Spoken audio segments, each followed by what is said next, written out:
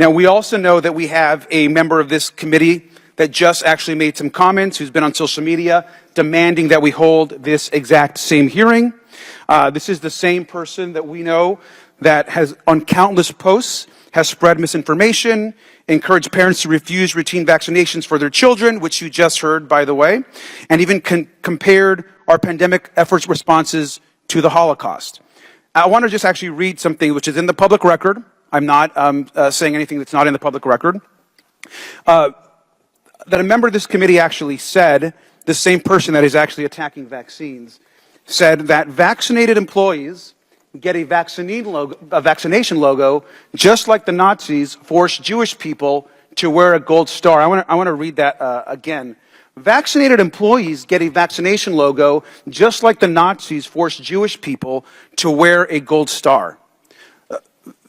That is the level of insanity and attacks that we are having here as we actually debate the lives saved around vaccinations.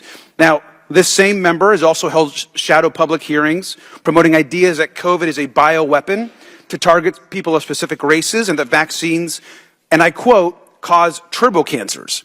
I want to read you this quote, and it's again in the public record at a hearing. Have the COVID vaccines resulted in an increase in cancers, and are turbo cancers real? Now, Mr. Chairman, this is, in my opinion, just insanity. We know that's not the case. Dr. Marks, can you clarify once again for the American people, do the COVID vaccines cause turbo cancers?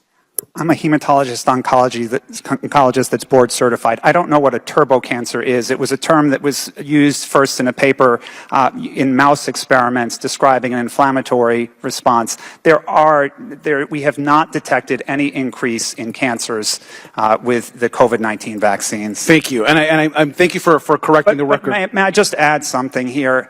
I do need to apologize to the 1,000 or so parents of children who are under 4 years of age who have died of COVID-19 who were unvaccinated because there were deaths and are continuing to be deaths in children, and that is the reason why they need to get vaccinated. Thank you. And I agree with you 100%. And the fact that we are now having parents that are choosing to vaccinate their kids less than before because of all of the attacks on vaccinations is shameful, and it's shameful that members of Congress continue to put down vaccinations as an opportunity to get our communities healthier.